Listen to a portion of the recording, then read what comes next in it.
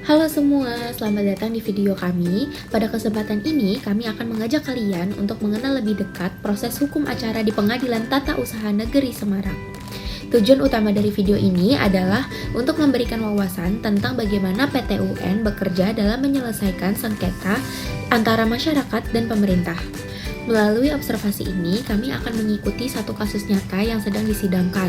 Kami akan melihat bagaimana setiap tahapan hukum acara, mulai dari pendaftaran gugatan, mediasi, hingga sidang pokok perkara dan putusan. Dengan memahami proses ini, kita dapat melihat bagaimana asas-asas keadilan diterapkan dalam praktiknya. Tujuan dari pembuatan video ini, yang pertama, memahami langkah-langkah hukum acara di PT UN. Yang kedua, mengikuti peran penggugat, tergugat, dan hakim dalam satu kasus nyata.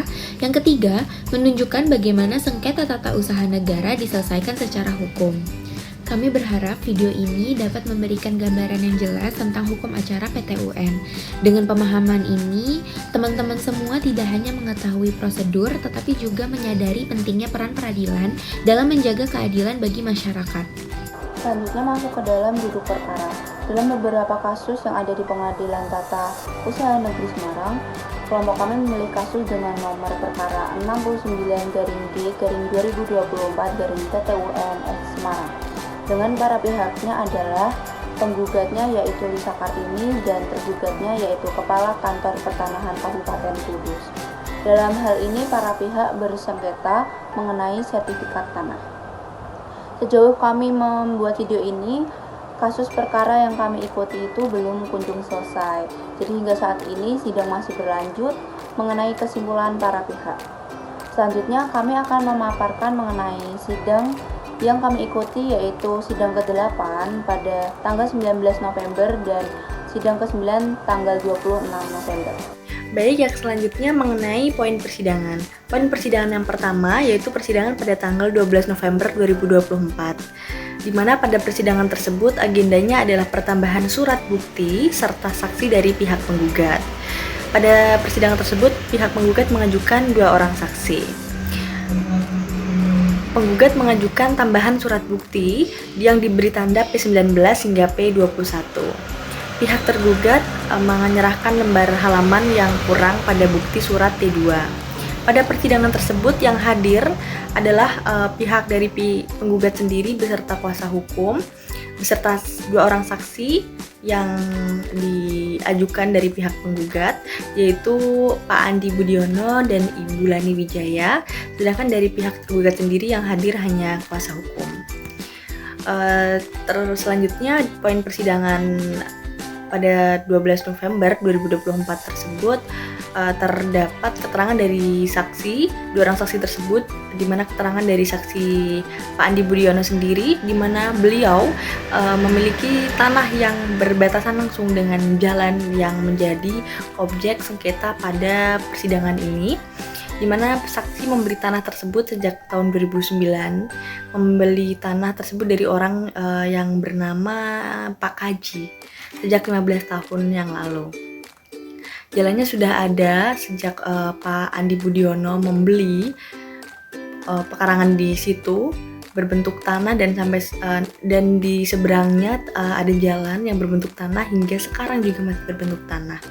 Selama 15 tahun yang lalu tidak ada orang yang mengklaim tanah tersebut, namun pada saat Pak Andi Budiono akan mengajukan pinjaman ke bank menyatakan tidak bisa karena ternyata sudah ada SHM dari jalan tersebut, sehingga Pak Andi Budiono tidak bisa mengajukan pinjaman karena bertabrakan dengan SHM yang lainnya, seperti itu.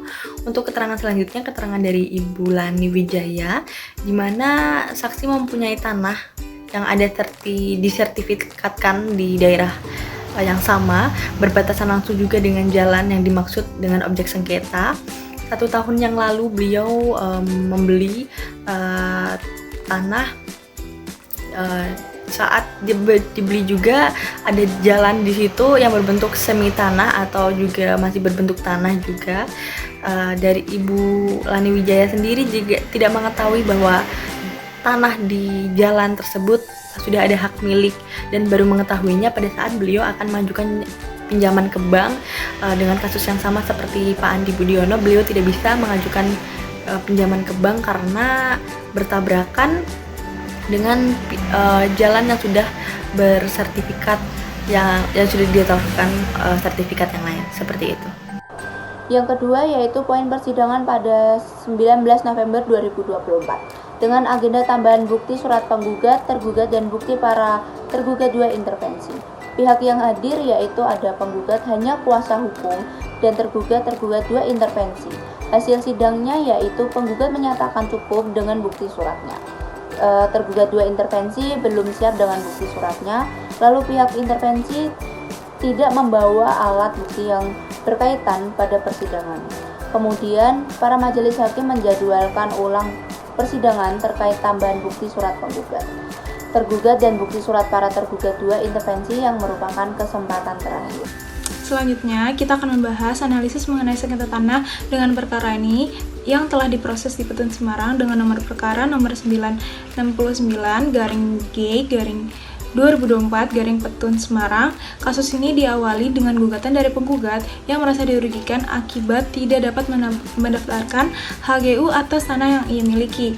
Penggugat membutuhkan HGU tersebut untuk keperluan pengajuan peminjaman bank, namun terhambat oleh keberadaan sertifikat hak milik atas jalan yang diterbitkan oleh Badan Pertanahan Nasional atau BPN.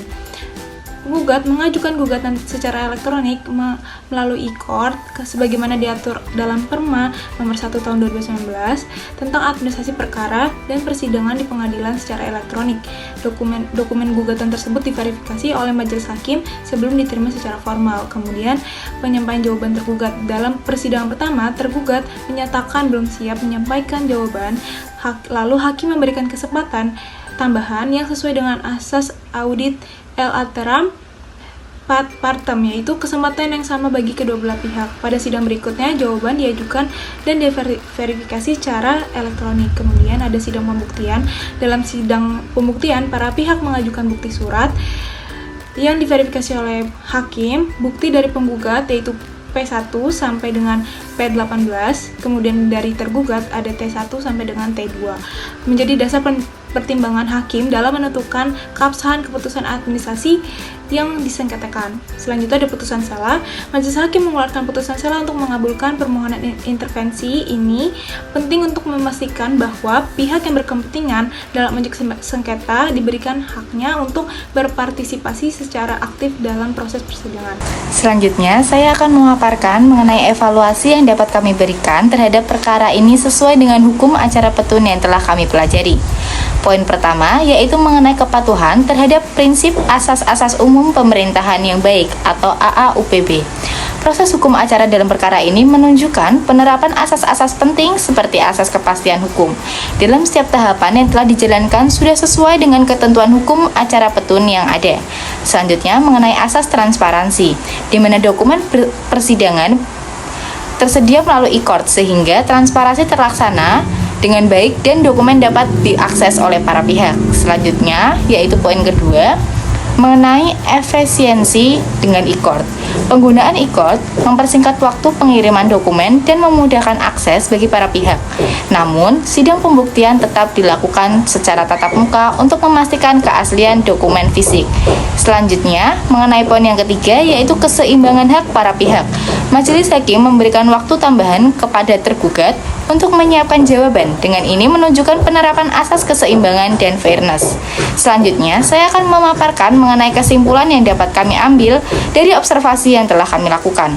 Hukum acara yang diterapkan dalam perkara ini telah sesuai dengan ketentuan perundang-undangan yang berlaku, baik dalam tahapan gugatan, jawaban, pembuktian, maupun putusan selah. Penggunaan e-court mempercepat proses administrasi perkara. Meskipun masih terdapat beberapa kendala teknis terkait penundaan, perkara ini memberikan pelajaran penting tentang pentingnya kepatuhan pada prosedur hukum dan prinsip-prinsip peradilan yang adil dan transparan. Terima kasih telah menonton video ini. Semoga apa yang kami sampaikan dapat menambah wawasan teman-teman semua tentang hukum acara di PTUN. Kurang lebihnya kami mohon maaf. Sampai jumpa.